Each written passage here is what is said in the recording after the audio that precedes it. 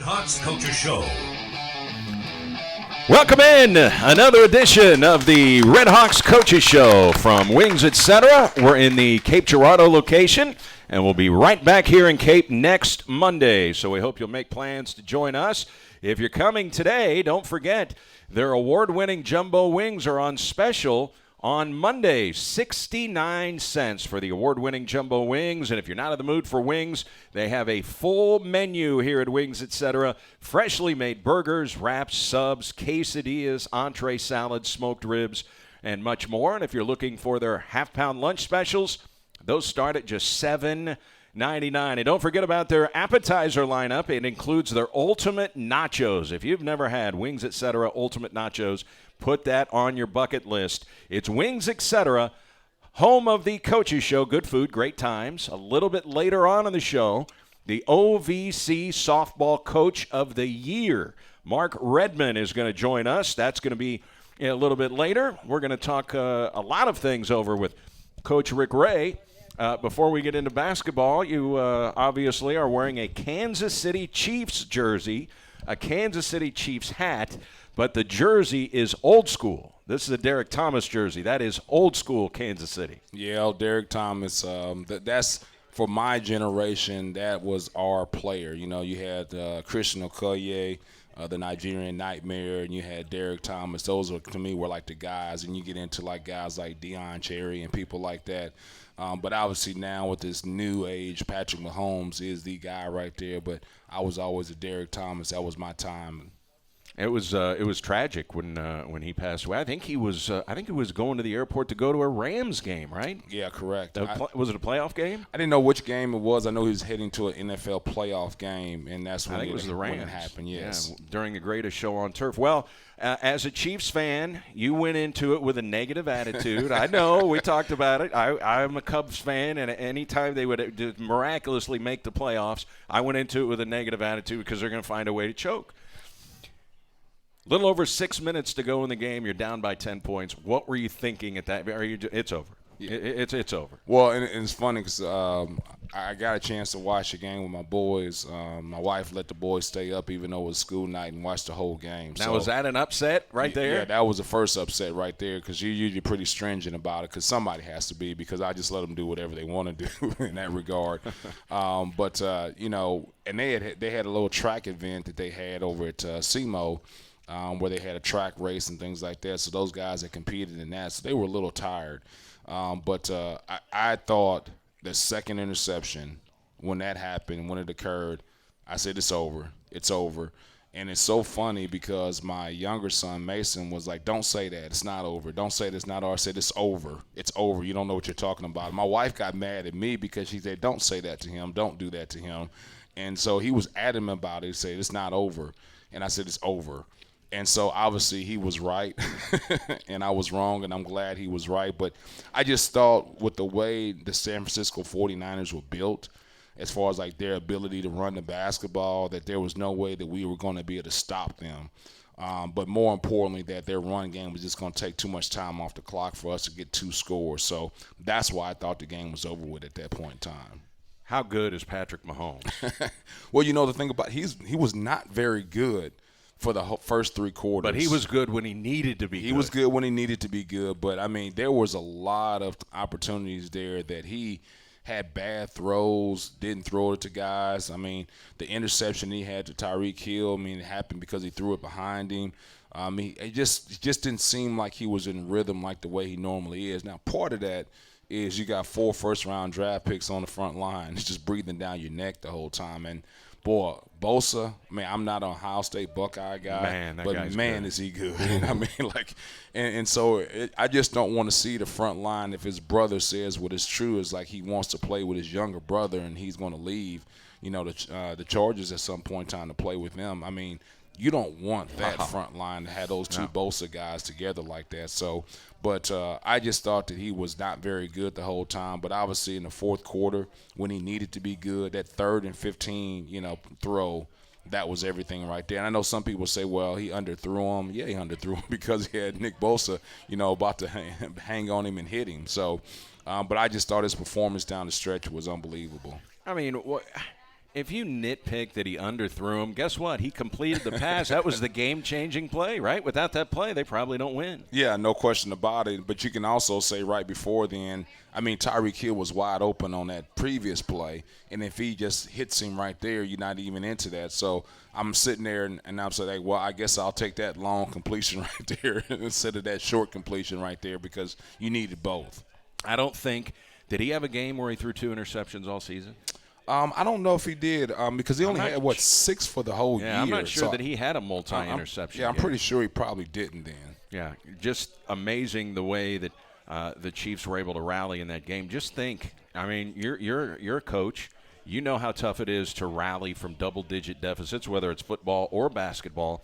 3 playoff games, 3 double-digit deficits, 3 wins. Yeah, it's just unbelievable. I mean, you're talking about the obviously being down 24-0 to the Houston Texans, but then to come back in 2 playoff games of that magnitude where you're talking about to get to the Super Bowl and to win the Super Bowl and be down by 10 points, double digits 2 times, just unbelievable. But it just shows how explosive that offense is. You know, and I think some media members were probably ready with the narrative, well, you know, he's a really talented guy, but the stage was a little too big for him at the time when he threw the second interception. I'm sure that narrative was probably working its way in a lot of media members' minds, and he proved that, yes, no, the stage is not too big. That's the biggest stage. Yeah, and I think also just the fact that, hey, I think there was going to end up being some way, shape, or form some blame going to Andy Reid, too, even though he didn't deserve any. But just to see those guys overcome that, and truth be told, they should have been in the Super Bowl last year. Yep. There's no ifs, ands, and buts. If a guy doesn't line up off sides, they're in the Super Bowl, and maybe they have a great chance because I thought they were a better team last year than the Rams. So you're talking about an opportunity to have back-to-back Super Bowls at this point in time. So I think they deserve this, but it's just an unbelievable feeling. I'm almost mad at my boys because they've been the Chiefs fans for a couple years now. I mean, they're not old enough to really get into it. My older son's been in for, but it's just like I wanted them to suffer a little bit. You know, like I've been suffering for 40 years being a Chiefs fan, and now those guys have just like they don't know like what the suffering and the pain was of being a Chiefs fan. All they've known is them being successful, you know, in their fandom. So it's just like. But they haven't been through that. You know, you being a Cubs fan, you get that part of it. So it's just so much more when they actually win. So, but I was super excited, and just the opportunity to share that experience with them. You know, the fact that I got a chance to take them to a playoff game where the Chiefs won, the Super Bowl. I mean, they'll remember that for the rest of their life. That hey, I was at that game that they're showing those clips of. You know, when the Chiefs came back from 24-0. You know, they can talk about, hey, I got a chance to see a Hall of Famer like a Patrick Mahomes, you know, play in person. So to be able to provide those memories for my kids just means a lot. And it's kind of cool being a converted Chiefs fan because I was a Rams fan. I mean, for the longest time, lose your team. And so who are you rooting for? Well, we got another team in Missouri.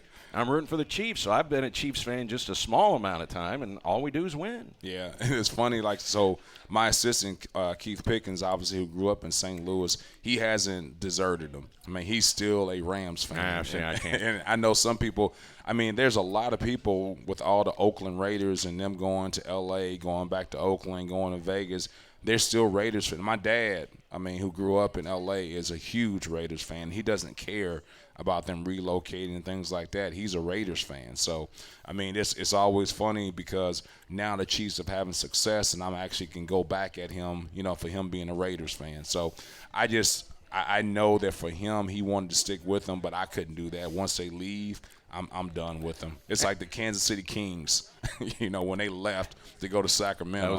I'm not a Kings fan anymore. Well, I will say the difference with the Rams is the owner. Yeah. And how he just ripped the team away. That wasn't the case with the Raiders. I mean, they wanted to stay. They wanted a new stadium, right? I mean, they did want to stay. Stan Kroenke didn't want to stay. He wanted to build a palace out in Los Angeles, and that's what he's doing. Well, I just think that for anybody that knows anything about how Kroenke's made their money, it's all said and done, it's real estate. And so for them to have the opportunity to go out in L.A. and like own that real estate and see what they're going to do with it, you knew when you found out. I said that's over with. I mean, because there's no way that they can make the money that they can make. Now, this is not the right reason to do it. I don't agree with it. But if you know this is how the person made their millions of dollars is in real estate, and you're just looking at it from a business standpoint, I knew he was gone then, because they're going to make so much money. I mean, the Chargers are paying the Rams rent. I know it. I mean, just think about that for that for that stadium, and then they're going to have all those different events going through L.A. and people want to come to L.A. It's just Super Bowl is going to be there. They're just going to make a ton of money. And I think Rams fans held out slim hope because the man's name is Enos Stanley Kroenke, named for Enos Slaughter and Stan Musial. You're like, you're not taking the team from Missouri, are you? Yeah, he did. Yeah, I didn't know that. Yeah. That was one of the talking points leading up to the Super Bowl was Andy Reid. Mm-hmm. Is he a Hall of Famer? You know, his record is unbelievable. But is he a Hall of Famer was a talking point if he doesn't have a Super Bowl on his resume. It's not a debatable topic now, is it? Yeah, and I thought if you look at this century, talk about the great NFL coaches, you can't have a discussion without talking about Andy Reid, whether he won the Super Bowl or didn't win the Super Bowl. So obviously you got Belichick, who's, I mean, by far and away the best coach. But then it boils down to Andy Reid, Pete Carroll, Mike Tomlin. That's the only people in that discussion to me. And so if you're in that discussion of having that much sustained success, then to me you're a Hall of Famer. Now all this does is validate, so people can't say, you know, this is what it's all about. You know, he hasn't won a Super Bowl. So now it just takes that crowd out of it. And so to me, he's a surefire Hall of Famer. And I think the only coach, we were talking about this morning, I think the only coach who is in the Hall of Fame that doesn't have a Super or championship is Marv Levy. But he went to 4 straight Super Bowls, so I think that kind of makes up for it, doesn't it? Yes, 4 straight Super Bowls in a row? Yeah, 4 straight. Not just 4 Super Bowls, 4 straight. So as the Kansas City Chiefs win the Super Bowl, what was it like at your house? What was it like? Pandemonium. Just the boys running around, just all excited. My wife mad at me because like we need to settle them down before they go to bed, and me want to have no part of that at all. Did you come back at it? Well, you're the one that let them stay up. Right? No. Okay. I was smart enough not to do that. But just running around the house like crazy. The boys had their Patrick Mahomes, jerseys on, their Chiefs hat. So now it was just fun to be able to share all those things with them. Did you shed a tear? No, I did not shed a tear, but I was very, very excited, very happy. Well, I got to admit, I shed a tear in 2016 when the Cubs won it all. All right, let's talk about getting set for a homestand here where you get 4 straight home games. This is kind of weird the way the OVC schedule is set up this year, right? 4 in a row at home, then 4 on the road. Now you're going to get 4 at home. It doesn't seem like it's been this way in the past. No, it has not. And obviously – I don't know what the anomaly is or if that's the way it is, but I know previously it didn't. You would have this every once in a while, but it wouldn't be back to back. Definitely wouldn't be back to back to back. Right. So it's Jacksonville State coming in here on Thursday. We'll talk much more about Jacksonville State coming up. The game against Eastern Kentucky, just absolutely playing out of his mind was Sage Tolbert, coach, 19 points, 17 rebounds. What did you make of Sage Tolbert's performance against Eastern Kentucky?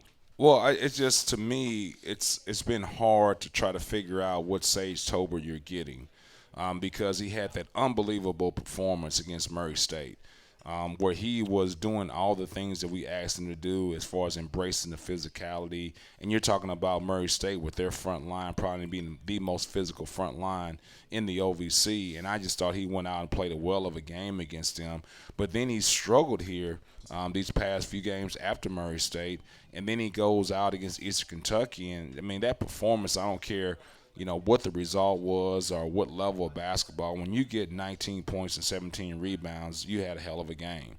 And so I just thought he played inspired basketball. And not only that, if you watch the game, you look at the stats and you say, man, this dude had a great game. But I had a long-time coach there that I was friends with. He just said his activity, especially on ball screen defense, is phenomenal. He said it might be the best hedger on a ball string that I've seen. And he said he just was so active, got his hands on so many balls. And he said it got to the point, I know this for a fact, I heard one of the players from Eastern Kentucky, they were about to run a play, and Sage was guarding the guy for the ball string. He told the guy, slip. Don't come set the screen, because he didn't want to deal with the hedge on the ball string. So I just thought he had a great game, not just what shows up stat-wise, but the way he flew around, the way he hedged and affected people on his ball string defense was unbelievable. How do you coach up Sage after a performance like that? Do you show him clips and say, this is what you could be night in and night out? Or how do you coach a guy after a breakthrough performance like that? Yeah, well, it's something that we talked about before Murray State. And then after Murray State, we just, gave him a whole bunch of positive about, hey, he even hit 2 threes in the Murray State game. I couldn't believe it. And I said, the reason why you hit those threes is because you deserved them. I mean, the effort that you put in on the defensive end, how physical you played and things like that.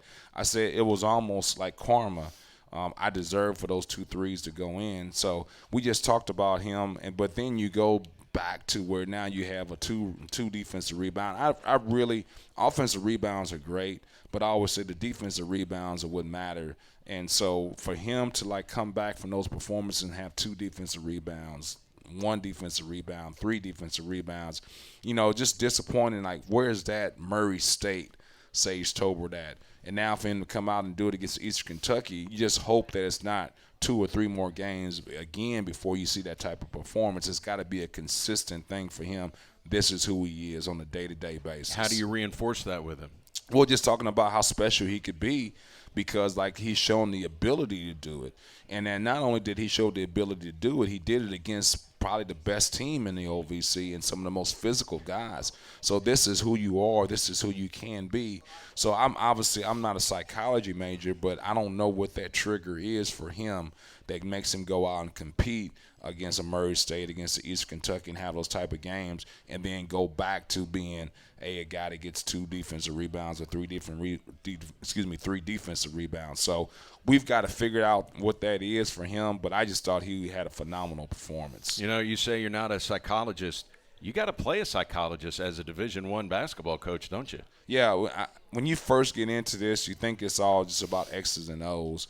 And I think Phil Jackson probably had it best because he was a psychology major, a philosophy minor, so he could really get into the mind of these guys. Where I'm a left brain guy, I'm just do what you're supposed to do when you're supposed to do it every time. That to me is just pretty simple about the way you go about your business. Not realistic. But that's not realistic. Yeah. It's also, to me, I heard this about somebody being a hard worker, and so he works hard on the court, but he doesn't work hard in the classroom. Or he works hard in the weight room, but he doesn't work hard when it's time for him to clean up his room. And to me, you're not a hard worker then. Being a hard worker is a universal trait. And so to me, me being able to get my mind around that, it's like Kobe Bryant said, I don't relate to mediocre people. We have nothing in common, and I don't want to relate to them. And so when people talk about hey, not doing what you're supposed to do when you're supposed to do it all the time, I have a hard time relating to that. And so that to me, I'm trying to tap into people's mind to figure out what's your why. And I think sometimes people get confused about what's their why, and when guys start getting into their why being an individual performance, then that's a problem. And so we talked about that before the Murray State game. My why is them. I got into this business to help out guys like them. And so I could be doing other things. I said, but for me, my why is I wanted to be involved in young men's life and make sure I provide a role model for them and put them in the right atmosphere for them to be successful. And so that's my why. But if your why is not about somebody else, then we have a problem. And I think sometimes guys get so wrapped up in my why being, hey, I want to be a professional basketball player. I got to score 20 points so I can try to get on the NBA. Then you're not going to get there. Your why has to be a little bit more shallow and more short-sighted, so then long-term you can be there. But if you're not going to score 5 points against, 10 points against Murray State, if you're not going to get 10 rebounds against Murray State, you're definitely not going to do it 2 years from now against the Golden State Warriors. You got to be a little bit more short-sighted. So you mentioned the three-pointers going in for Sage Tolbert in the Murray game, and you mentioned karma. It's ironic. My wife Dawn asked me yesterday, "Do I believe in karma?" And I'm like, "Yes, I believe in karma." Do you believe in karma? Yeah, I do, but I think karma is more about what you do in order to invoke the karma. I mean, to me, if you can't expect karma to happen if you're not doing something about it.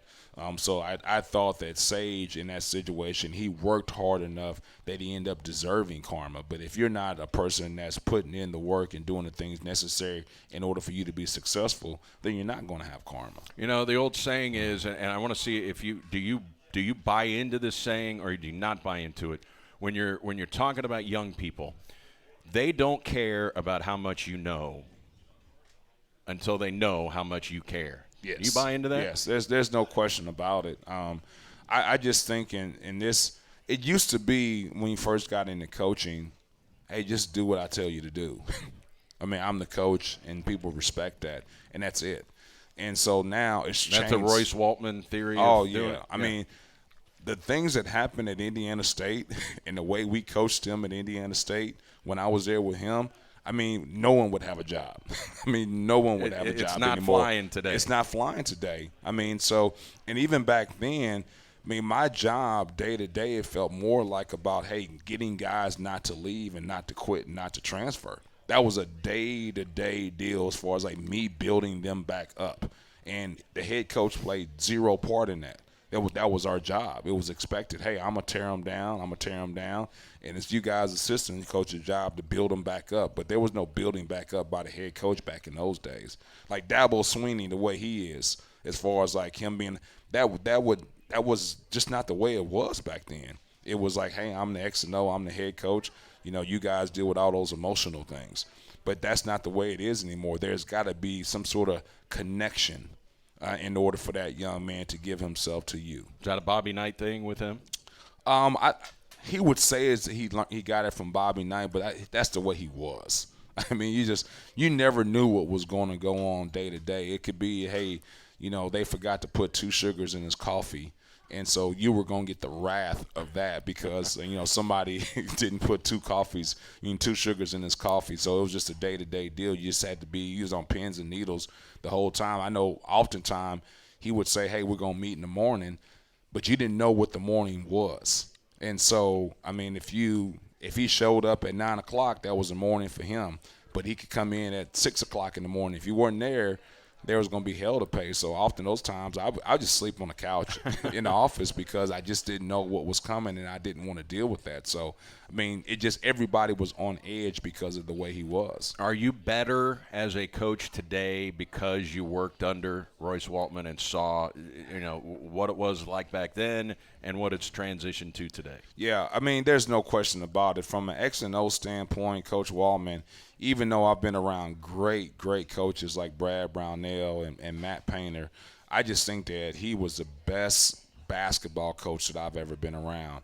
His ability to coach and get guys to run the motion offense, but more importantly, a feel of what to do in game situations was unbelievable. So I just thought he was really good. But now he told me this, and it's funny that he couldn't get it. He says, like, when you work for Bobby Knight, he says, you're a fool if you don't take a lot of the things that he does with his team and use them. He says you're a bigger fool if you take everything that Bob Knight did with his team and use them. So to me, just like that part of it was with me, I know that as an assistant coach, I was miserable at times because of the way things happen. And so I knew when I said if I ever become a head coach, I don't want my assistants to ever feel that way. Now, I want to make sure that they're working, and you got to have some guys that have some intrinsic motivation to do what they're supposed to do. But I don't want that heavy-handedness that I always felt was around there. But now it made me a better coach. There's no ifs, ands, and buts about it because I was always prepared for everything. I'll never forget my first time there as the assistant coach there. I was in charge of equipment. And so that was my first thing that I had to do when I got the job was order things for the July recruiting period. And so I go to Coach, and I say, hey, Coach, I'm about to order these things here, and I don't know his sizes. So I said, can you give me all your sizes?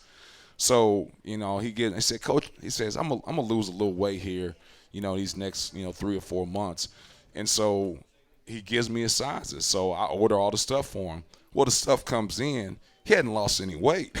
And now he's mad at you. And so July comes in, and he's putting on his shirt, and he just starts dog cussing me like, why would you order me these things like that? And I'm sitting there looking him dead in his face like you gave them to me. But, I mean, from that point on, I knew like every single time I got his order to get something the right size that he thought he was going to be and the actual size that he really was going to be from that point on. But just because that's the way it was. So those are the things you got to figure out with him, and just made me a better coach as far as like being prepared for everything. I don't know why we don't play Indiana State in men's basketball. We play them in women's basketball. We play them in baseball. We've played them in football several times. But we did play them, I think it was 2001. We were in New Orleans, and it was a tournament. And we played Indiana State, and Waltman was a coach, and I just watched him on the sideline for most of the time because I didn't know a whole lot about him. I read his bio and things like that, but I never forgot Royce Waltman after we played, and that was 20 years ago. Yeah, he was. I mean, he was. It was just such a confrontational man. I never forget. We were at in the Great Alaskan Shootout. Okay. And so we were playing Oklahoma. No, we were playing TCU. Billy Tubbs was the coach. And Billy Tubbs was on the referees about Coach Waltman being out of the coaching box. And Coach Waltman didn't pay any attention to the coaching box and things like that. So, and Coach really wasn't paying any attention to Billy Tubbs. And so at one point in time, he finally heard him. And so he just kept complaining to the referees about Coach Waltman being out of the coaching box. And so it is like a dead ball, like about to shoot free throws. The gym is quiet. And so Billy Tubbs says something again, and Coach Waltman yells down at Billy. He said, "Hey, Billy." and Billy's trying to act like, Billy. He said, "You know when I'm going to be out of coach's box?" He said, "I'm really going to be out of coach's box when I come down there and whoop your." So, it was always something like that going on with him. Back to the Eastern Kentucky game, Coach. Jordan Love gets another opportunity to start. Finishes with 12 points. Didn't shoot it well, but he did shoot it well from the free throw line. 5 of 6, grabbed a rebound, had a steal in the basketball game. What are your thoughts now on the progressing evolution of Jordan Love, who's seeing many more minutes these days? Yeah, I think if you watch Jordan Love, you can see that there's things that he can do on the basketball court that our other guards simply can't do. He is really talented. He is really gifted. And he also provides us a guy who is long that can really handle the basketball. I think guys like Alex Caldwell and DQ Nicholas are really talented, but they just lack the length to do some of the things once they get around the rim at times because of like their stature. Whereas Jordan Love, being a legitimate 6'4", 6'3", he can get to the rim and still be able to finish around the rim and see people when things happen on ball screen defense. But for him, it's just been a simple thing for him, like play hard. And so I think he's starting to get it. Now, he still has the lapses where he needs to play harder. But, I think he's starting to see that how successful he can be if he just is on the court. But you're not going to get on the court unless you play hard. And it's not just what you see on game night. It's got to be in practice day to day. It's what we see as coaches. You can't, not give us that effort at times in practice and expect to be rewarded with minutes. You're never going to get those minutes in order to see how good you can be. And so I think he's starting to figure it out. But, he makes passes and he does things in the open court that some of our guys simply can't do. He's really talented. Well, it's been fun to watch him play. What do you think the ceiling is for a guy like Jordan? I know you don't want to overhype somebody and put pressure on him and everything, but what do you think the ceiling is for a guy like that? Well, for him, it's two things. It's him understanding that, hey, the only thing holding you back from being a really good player is two things. One is you playing hard all the time, and then what you do in this offseason with your body. He needs to get bigger and stronger, and so that's not going to happen if he doesn't dedicate himself to eating right, getting sleep, getting in the weight room. But it's always been for him, hey, I'm going to go lift. and that's going to get me bigger and stronger. No, it's how you live your life outside of those 1 hour that you're in the weight room. It's the 23 hours that matter. And so for him, he's got to start eating 6 times a day. He's got to have the caloric intake in order to get bigger and stronger. But I think now, if he got bigger and stronger with his ability to handle the basketball and get to the paint, then I think he's got a chance to be a really good player. But he's got to buy into those two things, playing hard all the time and what he does in the offseason. Sometimes it looks to me, and I'm on the sideline, sometimes it looks to me like his shot's a little flat. Well, his shot's flat because he doesn't use his legs, and that's the whole part of, once again, about not playing hard. So we showed him tape this morning to the whole team where he had an opportunity to get an open 3. Well, he didn't cut hard, and so now he's taking the 3 off balance, and he doesn't get a chance to step into it. And so now you've got no chance of making that shot because those are difficult shots. Right. And so now him getting the correlation of you cutting hard so you can be in their spot and you can already be setting and you can attack the pass and step into it in 1-2. Now you have an opportunity to make that shot. And it all derived from your fact that you just didn't cut hard. How much film do you watch with them, or your assistant coaches watch with them? Yeah, I mean, there's 2 things about it. One is you can't inundate those guys with too much film. Okay.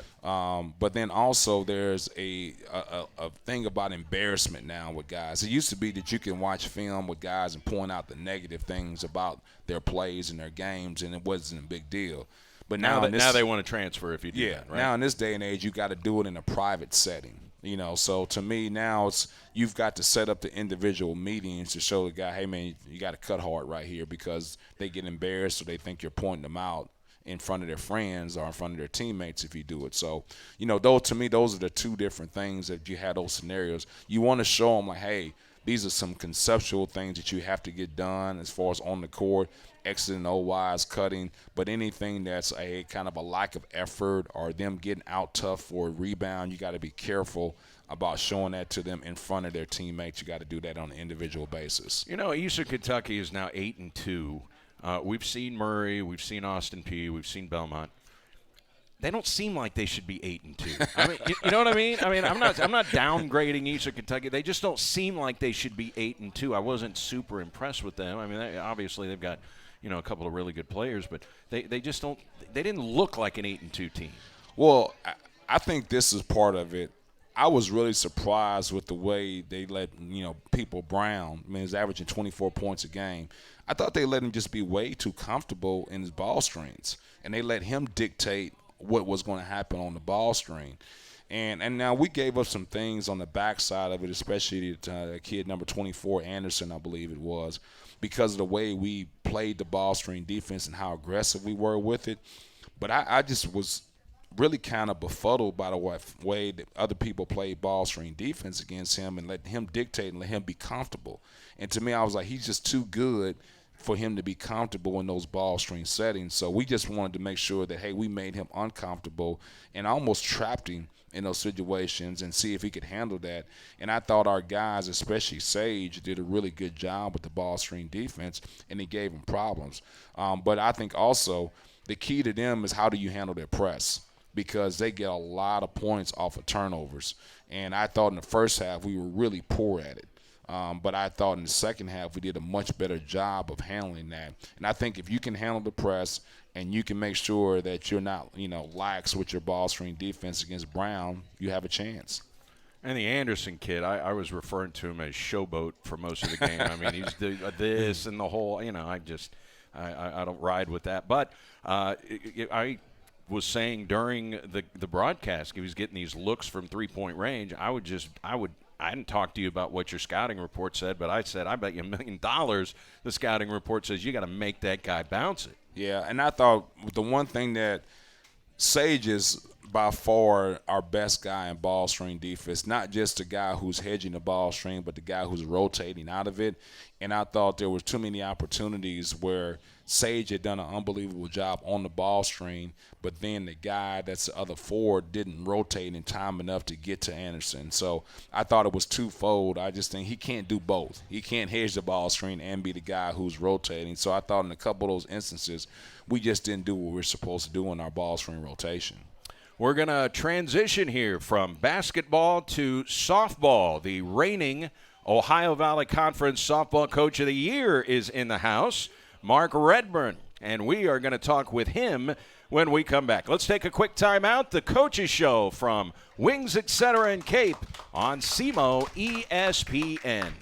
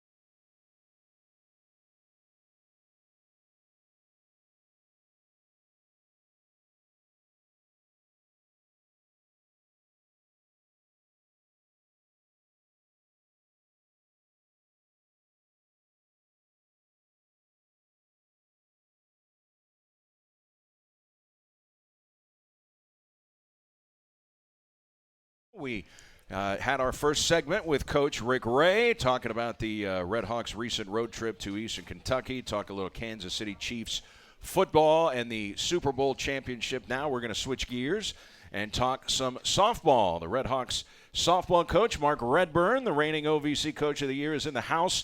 Are you a football guy? Did you have a rooting interest in the Super Bowl? Did you even watch the Super Bowl? Yeah, I did. I was excited to see, our state team, KC Chiefs there. So the Lombardi is in the state of Missouri, yeah. Just so we know. And a little bit of a personal note, I went to high school. A good friend of mine is KC the Wolf, and he was a year ahead of us there at St. Charles West High School, and he went to Mizzou and was the Tiger for 4 years, and he's been KC the Wolf for, 25 years or so. Really? So, yeah. So it was cool to see him and, be out there and everything.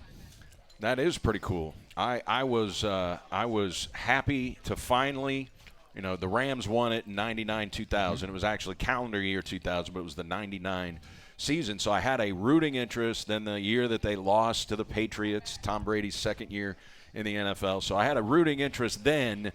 But, since then I have not had an actual rooting interest in the Super Bowl other than, I like that team or I like that guy. And, I'm not anti-Patriots. I like the Patriots. Sure. I know I'm in the minority there, except for Joe Hobbs.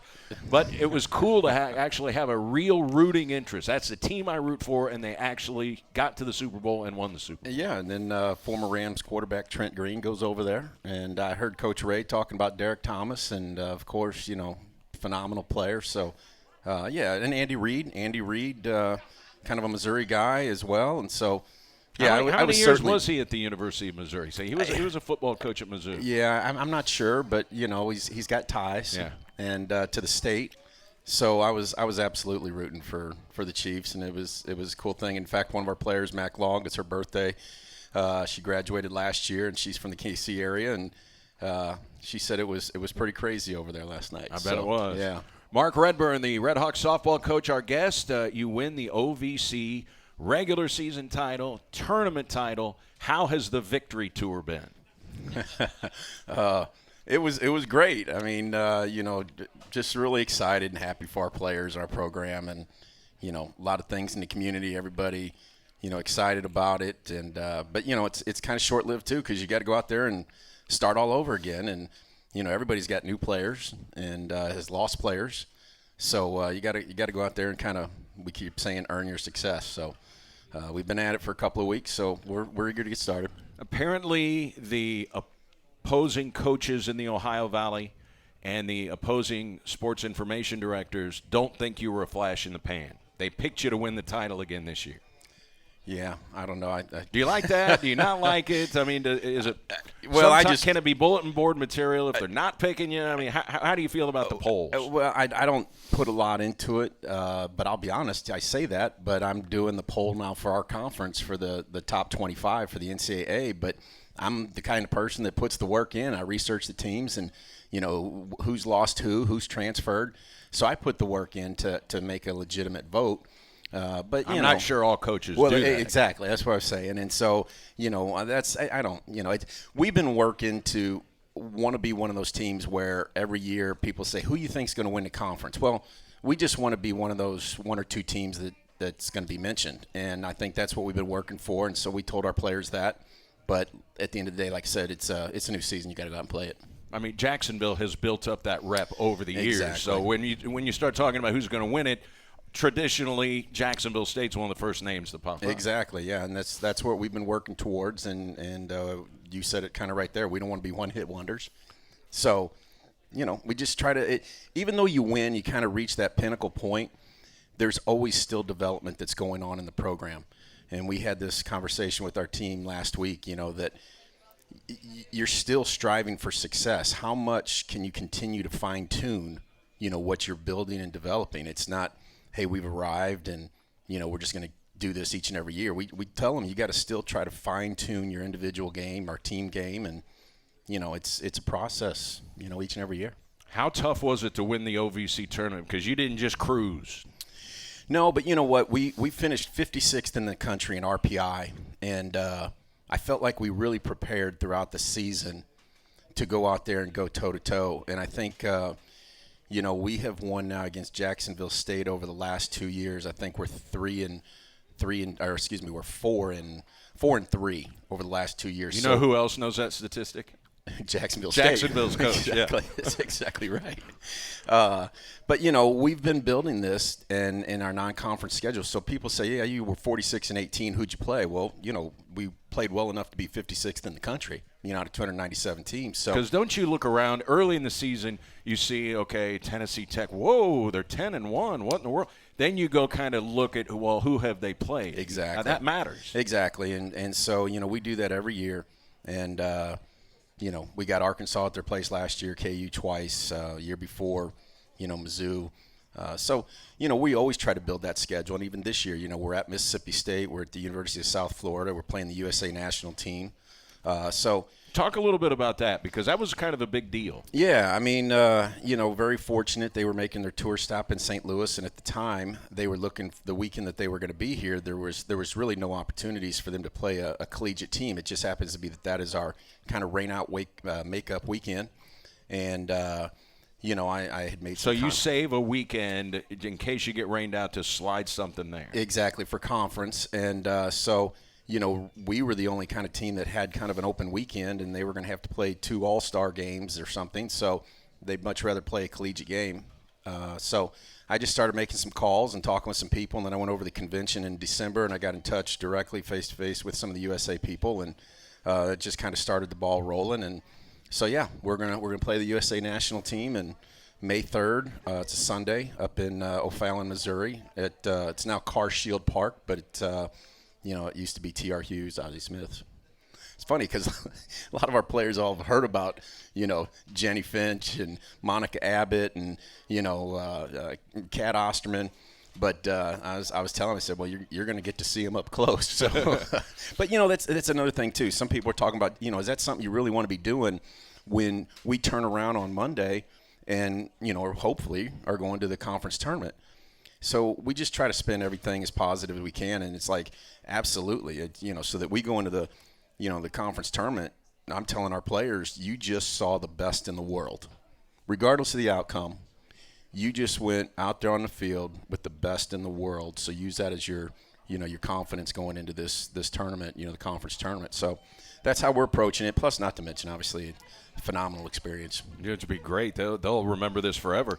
How many players do you have back? We know Rachel Anderson is back. She is the first All-American ever at SEMO in the Division I era. Just an amazing season that she had a year ago and was named a preseason All-American. Yeah. Is she the best player you ever coached? Yeah. And I say that because I've coached some really good ones. But I'm talking about off the field, on the field, in practice. I kid you not, she practices the way she plays the game. With her hair on fire. There's no exaggeration in that statement right there. And funny little story, we'll be in a scrimmage, and she'll be on defense out there in center field, and she's talking to her pitcher, hey, Lex, hey, you got this.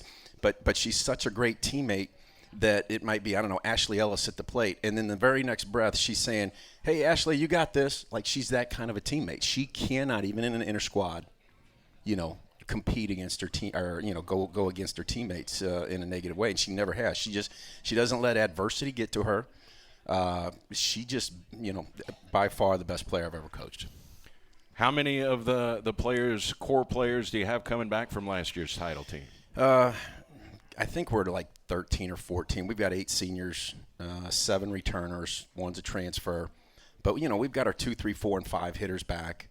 We did lose both of our middles. We lost Haley Thogmartin, a 22-game winner in the circle. We lost Mick, as our leadoff. But, we've been preparing players to come in there and take those spots. So, I've got a little concern right now as we start up here. But that's what those first 4 or 5 weekends are all about, getting some of those players now that, are going to replace them and seeing how they're going to do. But what's the stress level when you replace an ace pitcher? Because in softball, that is absolutely everything. It is, but I think Haley in her junior year, she won 11 games. So again, in our philosophy, we're developing. We have a freshman, a sophomore, junior, and a senior every single year. So Haley's junior year, I think she won 11 games, but she goes out as a senior, wins 22. So we've got Rachel Rook, back as a junior. We've got Alexis Estes, who's a senior, Kaylee Anderson, a junior. We've got a freshman, Patience Holman. So we've got another pitcher, Marissa Davis, a lefty. So we're we lost Haley, and that's going to hurt a little bit, but I feel very confident with what we return that we're going to be okay. Do you go into a season saying that's our number one, or I got to see you prove to me you're the number one? It's a competition. Yeah, it's a little bit different than baseball. You got your Friday night starter and everything, but for us, it's really more about matchups because we might have a pitcher that's a rise ball pitcher, but we're going up against a team that really hits balls up in the zone, as most teams do, up in the zone. So we're going to go to somebody else that's more of a drop ball pitcher. So for us, it's a little bit more about matchups. Okay. But Rachel Rook, last 2 years, freshman, sophomore year, she throws the perfect game last year and everything. But she's going to come in and see a lot of action, all the time for us. But Ashley Ellis was a NFCA all-conference. She's back. She broke the single-season home run record last year. She's your slugger. Yeah, she's at first base. And Addison Barnowski, who hit in the 5-hole for us last year at third base, she's back. Claudia Gallo, who was also an NFCA all-region, all-conference player in left field. Rachel Donald behind the plate. We're gonna be old. I mean, which is a good thing. I think we've got it's 8 seniors that will be starting and 1 junior. And is that as big a senior class as you've had since you've been here? Yeah, and it was my first class that I could get out in front of from the recruiting standpoint. Right. Now, last year's group that just graduated was my first class, but it was so late, when I came in. But this was the class that we could get out in front of and bring a lot of them in and that sort of thing. So, so we're pretty excited, and like I said, it's going to be fun. We've got Missouri coming here on April 22nd. That's great because Mizzou baseball's coming here and Mizzou softball's coming here. Yeah, and then we're going to the University of South Florida, which is Ken Erickson, and he's actually the head coach of the USA national team. Now, he's taking the year off, but we're going to be down there. We're playing Iowa down there, like I said earlier, Mississippi State. So, we prepare our players, and they don't go out there fearing anybody. Usually, softball gets going a week before baseball, but not this year. Well, that actually starts up this coming weekend, but we're just not for you though. Yeah, and I don't know if I had to guess, it's probably a 60-40 kind of break of teams that are playing first weekend versus those that are not. But we are going to go to South Florida this year, and that's a little bit of an expense, and so we had to kind of trim some things, but we'll still. And be in the low 50s. We'll probably pick up a makeup, midweek or something here or there, but we'll be close to that 56-game schedule, for us. So, it's going to be a good one. And who do you expect? I mean, obviously, you're going to say Jacksonville, but who do you expect to be among the elite in the OVC this season?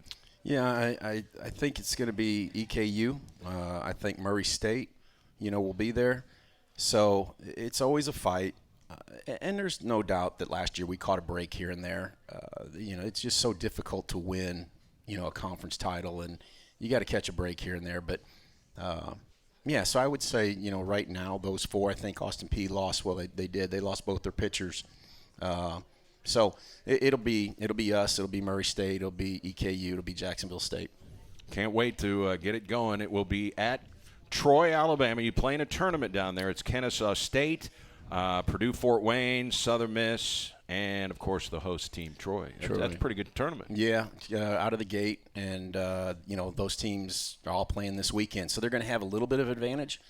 But, we'll have the advantage of being able to pick up some info on them. And on the flip side, they won't have anything on us because we didn't play opening weekend. So maybe that helps us. But, that's what the preseason stuff's all about. That don't worry me or faze me.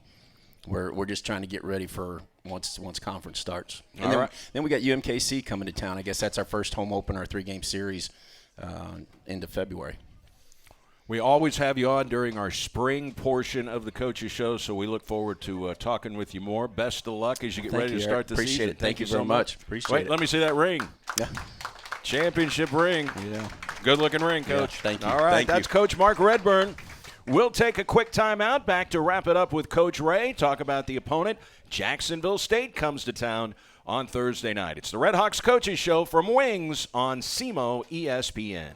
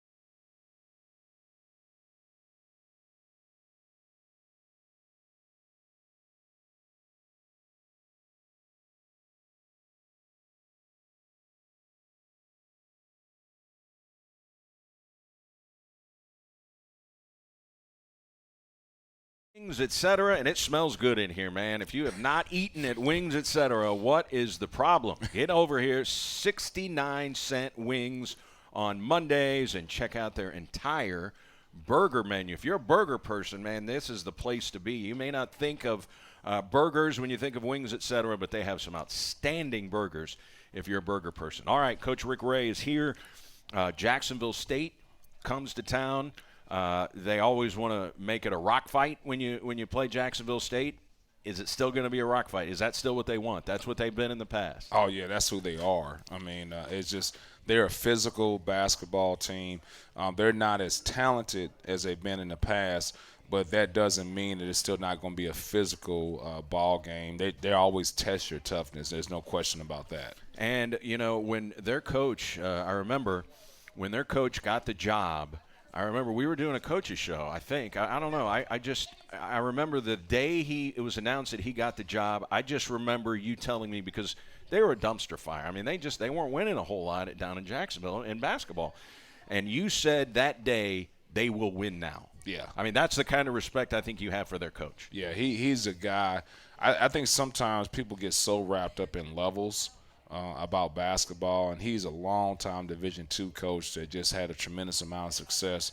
Obviously went to Western Kentucky, but if you can coach, you can coach. And I know some of the best things I've ever learned is from guys that have been at the NAIA level or NCAA Division II or whatever. But no, he's just a guy that knows how to build a program, knows what he wants, has some principles as far as like what type of players he's going to recruit, and then more importantly, how he's going to play. His style of play is going to be a physical team. So to me, I always think you always want to be like, hey, the opposing team does not want to play us. I mean, that to me is a sign of like being a really good coach, is that the opposing team wants no part of playing us. You've played Austin Peay. You've played Murray State twice. Physical teams. Is that going to prepare you for what you're going to see Thursday? Yeah, you would hope so, because now guys understand. But, you know, when you haven't played against the Austin Peay, no matter how much you talk about it, guys don't understand it until they physically go out there and do it. And so you show them clips, and every guy's like the tough guy, like, they're not going to do that to me. You know, that's not going to happen with me.